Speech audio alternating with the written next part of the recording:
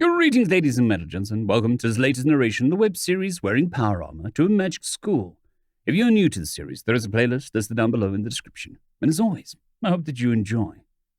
Chapter 9, Setting Boundaries. What the feck was that? I asked, not even attempting to bottle up my utter contempt at the spoiled Venerian. What? The Aurelus? It's one of the dorm porters. Am I to assume that you don't have such things back in Earthrealm? Eleanor snapped back lazily, still lounging on the couch like an oversized cat.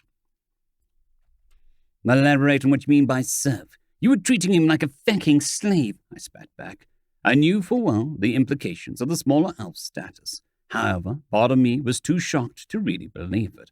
Part of me wanted to believe that it was maybe some sort of cultural misunderstanding.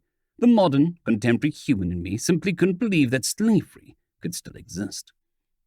Well, because that's what he is, the lizard responded, with barely a hint of hesitation in his voice. Earthrealmer, I don't see what the issue here is. I understand that you come from a very underdeveloped realm, but do be sensible. Even the most uncivilized of backwater realms have some concept of hierarchy and class. You, being sent here, a squire or what have you, you of all people should know a thing or two about class, should you not? You quite literally recounted your name and title within the academic rites. You gave a speech about the loyalty and submissiveness to the betters in your realm. You respect hierarchy, so why do you not understand about ours? Hierarchy does not require rampant racism, classism, and fecking slavery, you arrogant lizard, I practically snarled out, while my hand was clenched up into a fist. The lizard, to his credit, seemed entirely unfazed by my verbal confrontation, as he only looked at me lazily through my opaque lenses. What a bizarre concept. Maybe we should talk about this in the morning, I'm tired. We all are. And we should really get our affairs in order before... I cut the lizard off, and without warning grabbed him by the collar of his silken tunic and narrowly avoided his throat, and in doing so, sending and ripping the various necklaces and jeweled ornaments that adorned it. You don't get to run away. I tightened my grip and lifted the lizard about 7 feet off the floor. While what was left of the Volnerian's jewelry shattered in my hands and fell to the floor with a resounding clack. We're not leaving this topic high and dry before we address it. I've given you the benefit of a doubt, and time again throughout the whole night. I tried desperately, grasping at straws, hoping that all of this was just some big cultural misunderstanding, some dirty jab, or some racist remark. But it's become clear that I was giving you too much credit. It didn't take long, however, before Salmon tried his hand at mediation. As the wolf placed a single hand on my own gloved one, it gripped tightly, tight enough that the haptic feedback sensors on my glove refused to translate the sensation as they reached and exceeded the minimum pain threshold. Warning: minimum pain threshold on right hand and left hand exceeded. Auto disconnect of haptic feedback engaged. This clearly shocked the lupine as his eyes grew wide at how ineffective that move was, my hands refusing to even register the lupine's attempt to loosen my grip.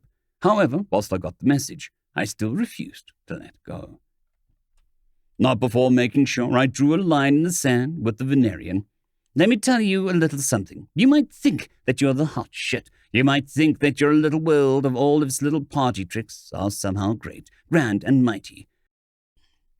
But I can tell you right now that all of it, every last bit of it, means nothing to us. You're like a burrowing hermit living out your life in the woods. Your castles are akin to small anthills. Your kingdoms are all but patches in the dirt. Your entire realm is an underdeveloped forest, forever stuck and fated to stagnation. Your world is a monument to Backwater's dead system, a system of ideologies and pathetic leaders that my people had long since abandoned in the dustbin of history. So while you continue to wallow in your debauchery, the march of human progress thrummed on. As we fought star scrapers using automated constructs, you continued moving dirt with shovels. As we built amongst the heavens itself, wrapping our world in a construct of our own design, you continued placing stone atop stone, all the while marveling at the rickety monuments to your barbarism. So don't get cocky. Your titles, your power, means nothing. I want you to know that even the smallest of UN states can march across your lands right up to your castle, and there is nothing you can do about it. Just like there's nothing you can do to make me let go of you. So don't get smart with me, because I've had it up to here with you. I seethed, glared, and snarled out through my suit's vocoders, my grip tightening so much that I began tearing at the seams of the lizard shirt collar. I made sure my point was made while I held him as he kicked, thrashed, and lashed out ineffectively. What happened next, however, wasn't something that I couldn't anticipate. With a warning from the suit, the lizard opened his maw wide, and within the next second I saw a spark and a stream of fire which ignited from deep within his throat. Alert! Localized search of mana radiation detected, 300% above background radiation levels. My field of view was suddenly blocked by an all-encompassing flame, which panicked me at first, but was otherwise mellowed out by my training. Alert! External temperatures exceeding safe levels, 400, 725, 997, 1,227 degrees Celsius. Passive heating shield nominal, internal temperature controlled nominal. To anyone looking in, all they would see was a desperate Venerian held by the collar of his shirt, breathing a continuous stream of fire that engulfed the head of a suited monstrosity. A suited monstrosity which refused to even flinch at this attack. The suited monstrosity that by the very end of the Venerian's attack was left unscathed, with only a few specks of soot discoloring the otherwise pristine gunmetal blue of the helmet, and 2 glowing red lenses staring back through the darkness billowing smoke. "Are you done?" I spoke through my undamaged vocoders with mild annoyance.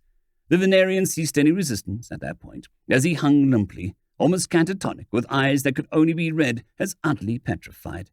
With one swift motion, I dropped the lizard like an oversized plush back on the couch. I still had the decency to do so above the plush cushions, so he was more or less unharmed. The ambience in the room had understandably shifted following the confrontation, with Thassia and Thalman standing completely stiff, their whole bodies refusing to even flinch. I could see flashes of fear, concern, and panic welding in Thalman's eyes. However, much to my surprise, Thassia looked on at me with an expression that I couldn't put down. If the avian's eyes could translate well enough to humans, then I could definitely say that it was sympathy in her eyes. Genuine sense of concern and sympathy, despite having just reasserted myself as all but a monster. I didn't understand why. I wasn't expecting anything near a look of sympathy from anyone, especially after the sudden turn of events. To that end, it was Thassia who broke the silence, moving forward and placing herself between me and the Venerian. "Emma, Ulnar, let's take a step back and talk about this." "What is there to talk about, Princess? The Earthrealm is a fucking savage," Eleanor spouted out, his panic state from just seconds prior melting back into the shriveled, pathetic mess. "Ulanor, you have been nothing but combative and provocative towards the new realmer for the entire night. You have nothing, if not more than a good portion of the blame for this confrontation. I suggest that you hold your peace." Avanar put her foot down, something that Thalman grinned and nodded in approval at, before turning to face me. "Amber, I understand how stressful all of this may be for you. You are in a completely foreign land, meeting foreign beings for the first time in your life. You are far from home, scared, and potentially afraid. Your reactions are understandable. But please, could we agree to disagree for now? Can we please try our best to act like civilized, decent beings? There are far greater matters to worry about than our petty interpersonal conflicts. To survive the Academy, we must work together as a peer group. To ensure our year goes smoothly, we must come together, not tear each other apart at the seams." The Avanar's voice and facade faltered, but refused to break throughout the entirety of it, before finally it cracked just a little bit. "Please." All we have here are each other. It was at this point that I finally relented. A deep sigh was all that marked my response as I took a seat on one of the couches across from Eleanor. I didn't even care to calibrate my weight, as it seemed to moan underneath my suit's immense mass, which prompted Thassia to quickly cast another spell, preventing the wood from splintering into 1,000 pieces. "Alert! Localized search of mana radiation detected, 225% above background radiation." "Listen, I'm sorry for reacting like that, okay?" I managed out, tired and absolutely drained. "But I just want to make one thing clear right off the bat. I'm not afraid. I'm fucking pissed. I just can't fucking deal with slavery. If we're going to move forward with this, I have to just say this outright. Slavery is not a thing where I come from. It's deplorable. It's reprehensible. It is the worst possible evil besides heck. Can't think of anything. Torture? War crimes? It's the worst thing that you can do to a person." I spouted out in a series of exasperated breaths. How can you guys be so cruel, so utterly cold? How can you guys stomach this?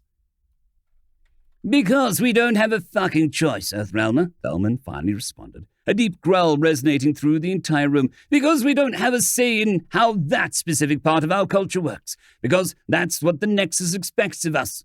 He paused, turning away in shame. Because we bent the knee, Earthrealmer. A long pause overshadowed the conversation after that point.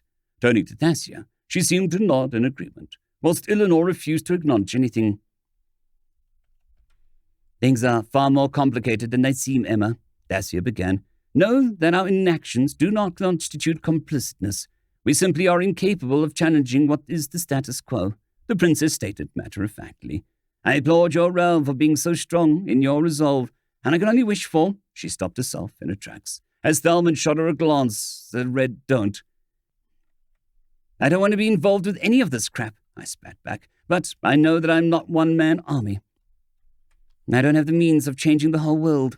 Not yet, at least. So fine, I refuse any and all services from this prisoner. I looked away from Eleanor, then towards Thassia and Thelman. I hope you two can eventually come to my side on this, and I honestly don't know how to feel right now. A long bout of silence once more punctuated the air, as the only sound echoing across the room was the roars of the fireplace. I looked at the three closely. Thassia and Thelman were clearly shaken by the entire turn of events, their expressions reading a remorseful and regretful. Eleanor, however, remained seated with a shaken expression, refusing to meet my gaze. Shall we move on to room assignments? Thelman finally broke the silence, much to the relief of everyone present. Sure, I managed out. I knew that the lingering awkwardness in the air couldn't really be filtered out, but we had to at least try. Right, so seeing as we have 2 bedrooms and 4 of us, we can divide this in 2 ways, by gender or by random chance. I perked up. Why not by choice? Who would want to stay with the Venerian Earthrealmer? Thelman replied without a second's hesitation, with one of the most savage off-handed remarks I've heard from him throughout the whole night. It honestly brought a smile to my face after everything, as a small spark of satisfaction welled up in me. You have a point, I replied wholeheartedly, to which Eleanor seemed to grumble something unintelligible under his breath. If we are to do this by gender, then I'm more than willing to take the sacrifice in standing with the Venerian Earthrealmer, Thelman continued. It wasn't clear already. I felt a sort of strange unspoken camaraderie forming between the both of us. Maybe I was just too tired, and I was reading too much into this. But the more and more I stood up in defiance of the crap that I had put up with, the more he seemed to respect me, at least in his weird, gruff, blunt, and confrontational way. Thanks, but I'm more than willing to, leave this up to chance, I shrugged, meeting Thelman's eyes for the first time in real, genuine conversation. Fate works in weird ways, so let's see what fate has to say about our room assignments. All right, then. As a new roamer, how do you suggest we play this game of chance? Thelman shot at me, throwing a ball back into my court with a sly grin. I know you guys more than likely have your magical equivalents of determining chance, I began, as I rummaged through one of my suit pockets.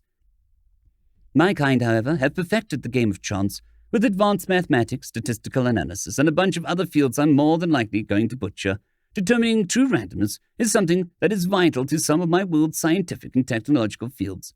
I pulled out what was one of the few personal items I was allowed to bring from the other side, an early 21st century U.S. penny, one of the few keepsakes I still had from my old life before the move to my aunt's. However, I'm not about to overcomplicate things. I like to keep things simple, so let's do this the old-fashioned way.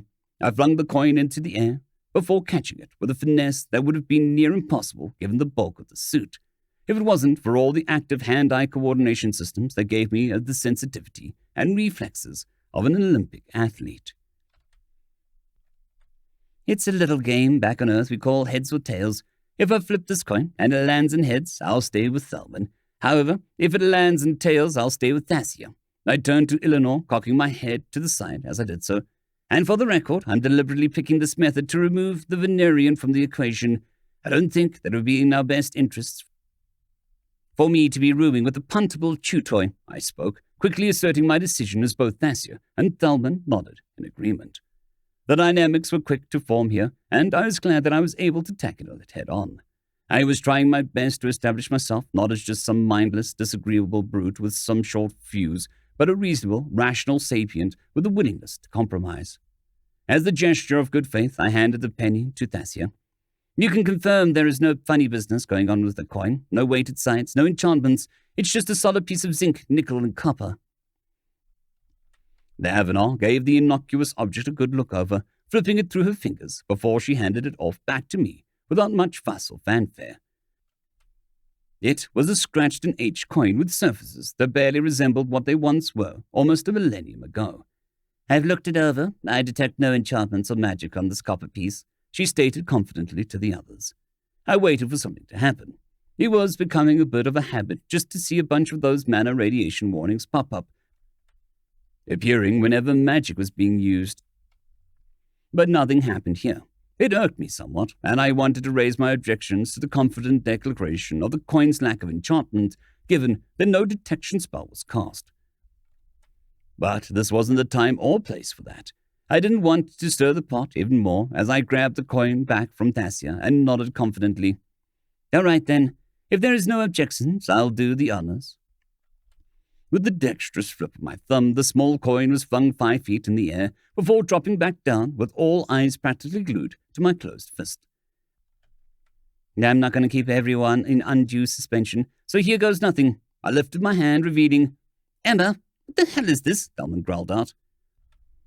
I cocked my head at the coin, which had clearly landed on tails, then turned back to face the wolf. It's tails? I replied unceremoniously. The Lupinar, clearly unsatisfied, leaned in closer, his eyes narrowing and his pupils constricting as if to corroborate my statement. That's a building, Delman said flatly. My eyes darted back and forth between the coin and the Lupinar before it realized just where the point of failure in our cultural miscommunication was. And I laughed. For the first time in this bizarre, fantastical world, I genuinely laughed. I didn't even attempt to hide it, as I was barely able to hold myself together. It was as if the collective stress that had been building up throughout the evening had finally been released in the span of a few minutes.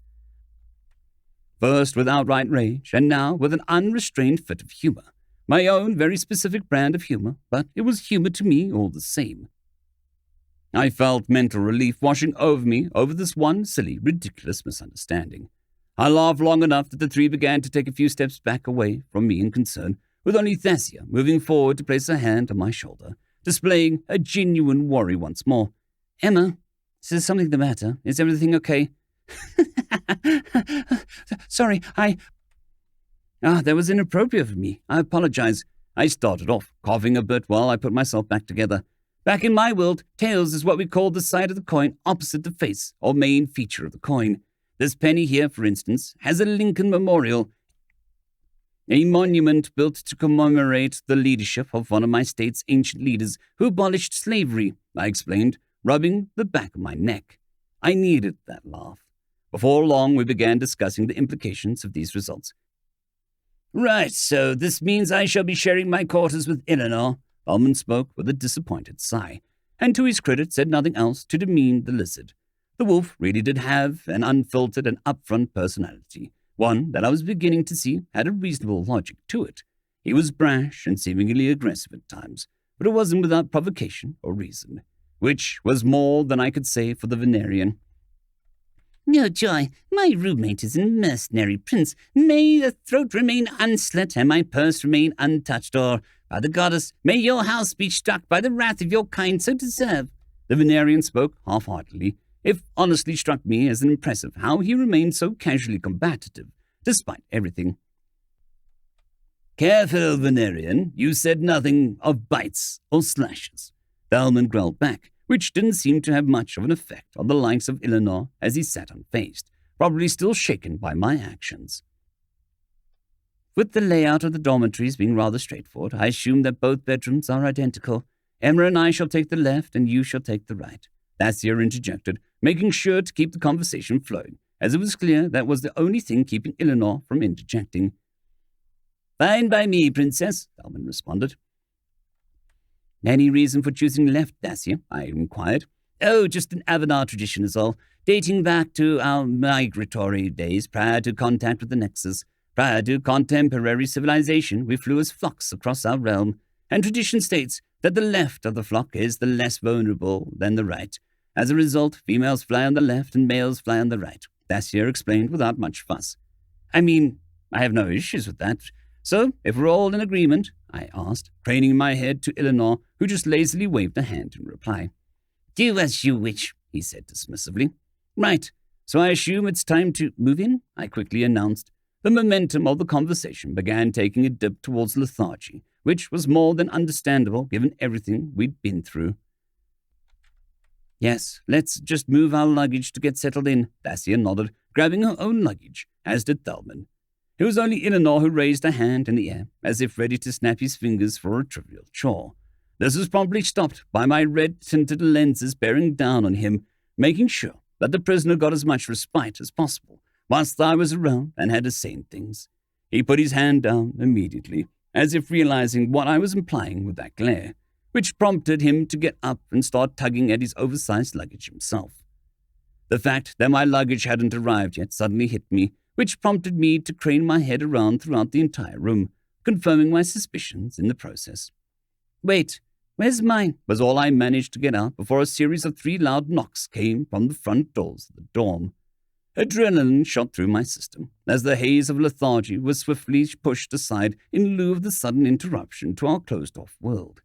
Thelman took the charge once again, taking to his feet as he approached the door and swiftly pulling it open. In front of the door wasn't the Academy's secret police or some magical golem tasked with whisking us away in the middle of the night. Instead, it was a finely dressed female elf. She was dressed in what I could only describe as a cross between Dacier's academy robes and the robes of professors themselves wore. Except, whereas both were of a single color, hers was a silvery, almost gold color, outlined in the same dark grey trimmings of Dacier's cloak. The figure stood prominently at the door frame and would have taken a good chunk of the space if it wasn't for another figure immediately behind her, a gargoyle. Muscle-bound and dressed in simple loincloth, but with bits and pieces of highly mana-enriched armor strewn across its form, tied together with leather belts and straps. Yet, instead of seeming menacing, the scene was almost comical, with the gargoyle pushing one of those bell carts you'd see ferrying luggage at hotels. Instead of a normal suitcase, however, this thing was stuffed to the brim with my cargo, boxes and containers with reinforced spacecraft-grade material and double vacuum-sealed hatches that looked entirely out of place in this fantastical world. Emma of Earthrealm, the figure spoke, eliciting my attention as I stepped forward towards her. Your luggage has arrived. End of chapter. I'd quickly like to thank the T5 peeps: Cold War Boomerwaffen, Severin Cerberus, Bushmaster 177, HenryTheRed, Casper Arnholtz, Cold War Boomerwaffen, Elijah Silvercross, Dragzoon W.R.E, and Severin Cerberus. Thank you very much.